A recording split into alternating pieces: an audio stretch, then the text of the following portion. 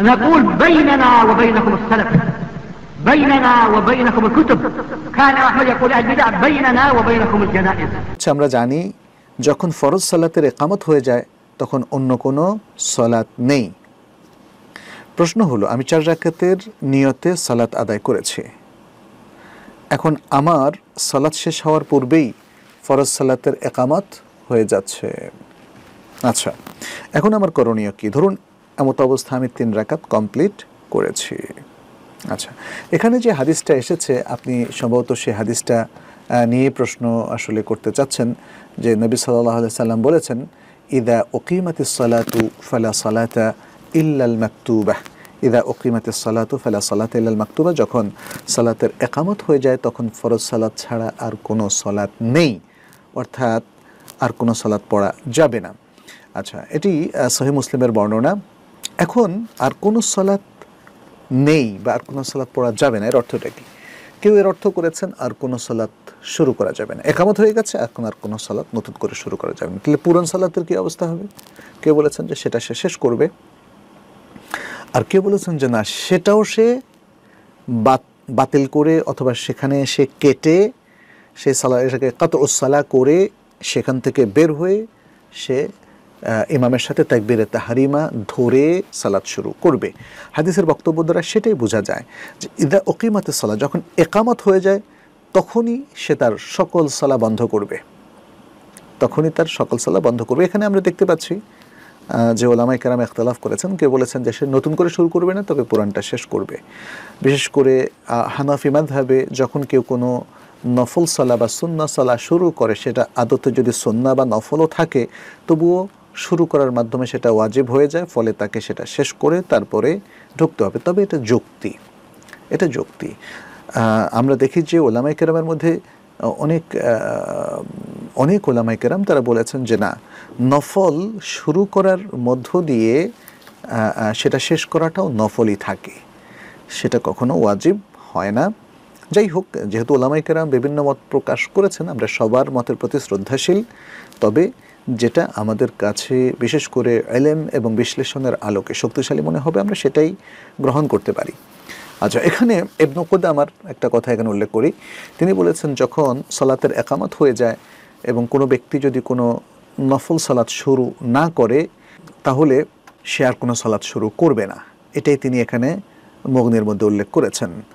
আচ্ছা, আর এই হাদিস থেকে আমরা যেটা বললাম, ওলামায়ে কেরামের আরেক দলিল গ্রহণ করেছেন যখন কেউ নফল সালাত অলরেডি শুরু করে ফেলেছে, যেমন আপনি এখানে বলেছেন আপনি 3 রাকাত কমপ্লিট করেছেন, এটা শুরু করলেও ইকামত পড়ে যাওয়ার পরে বা ইকামত শুরু হয়ে যাওয়ার পরে ওই সালাতটাকে কেটে দিতে হবে।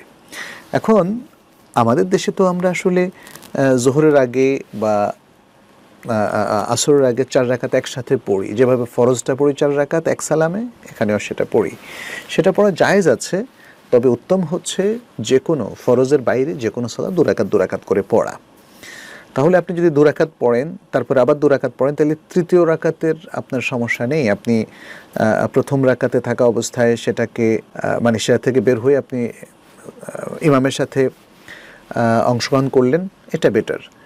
আর যদি ধরেই নিচ্ছি আপনি দ্বিতীয় রাকাতে পড়ে সালাম না ফিরিয়ে দাঁড়িয়ে গেলেন, তৃতীয় রাকাত এখন পড়ছেন, তবুও বিশুদ্ধ মত হচ্ছে সার্বিক পর্যালোচনা, এখানে অনেকগুলো বক্তব্য এসেছে, এক একজন এক এক বক্তব্য দিয়েছেন, কিন্তু সার্বিক পর্যালোচনায় আসলে সালাত কেটে ইকামতের সাথে অ্যাড হওয়া, অর্থাৎ সালাতের মধ্যে ইমামের সাথে তাকবীরে তাহরিমা ধরা, এটাই হচ্ছে গুরুত্বপূর্ণ।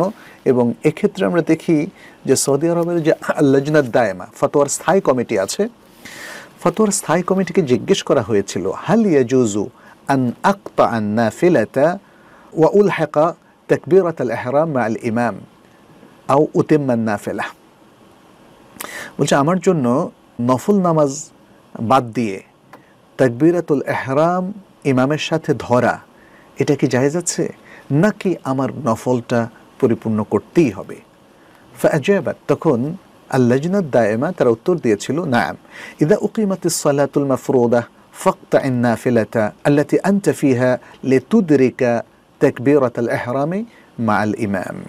হ্যাঁ, যখন ফরজ সালাতের একামত হয়ে যায় তখন আপনি যে সালাতের মধ্যে আছেন সেই নফল সালাতটা কেটে আপনি ইমামের সাথে তাকবীরাতুল ইহরাম ধরার জন্য যোগ দিতে পারেন।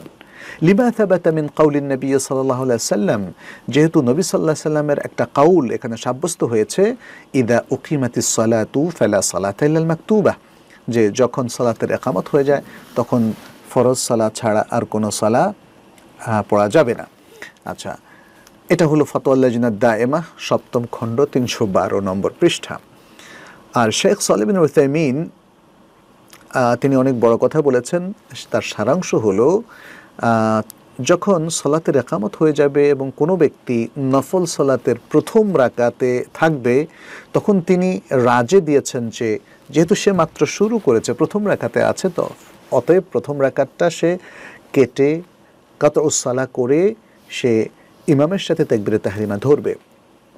এরপর তিনি আরও উল্লেখ করেছেন যদি সে দ্বিতীয় রাকাতে চলে যায়, প্রথম রাকাত শেষ করলো, দ্বিতীয় রাকাতও সে মাঝামাঝি অথবা শেষ অবস্থানে আছে, তাহলে সে খুবই দ্রুত লয়ে বিশুদ্ধভাবেই, দ্রুত লয় মানে খুব ফ্যাট করে শেষ করে দেবে সেটা না, বরং সে একটু খফিফ করে হালকা কেরাত, যেই দিকের যেখানে 3 বার 7 বার মানুষ পড়ে সেখানে একটা করে দিকের উল্লেখ করে খফিফ করে সে সেটাকে শেষ করবে এবং সেটাকে কাটবে না, বরং তখন এই দ্বিতীয় রাকাতটা শেষ করে সে ইমামের সাথে ঢুকবে।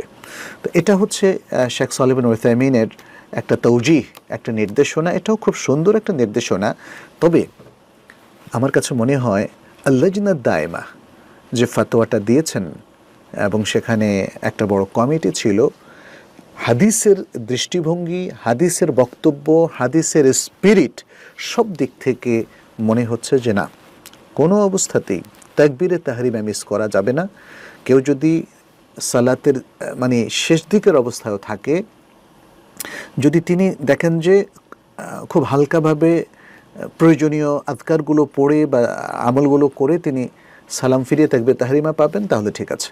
আর যদি দেখা যায় যে না, তিনি মাত্র দ্বিতীয় অথবা শেষ রাকাতের শুরুতে আছেন, তাহলে তিনি সালাত ভেঙে তিনি তাকবীরে তাহরিমা ধরবেন। এটাই হচ্ছে এই হাদিসের মূল বক্তব্য।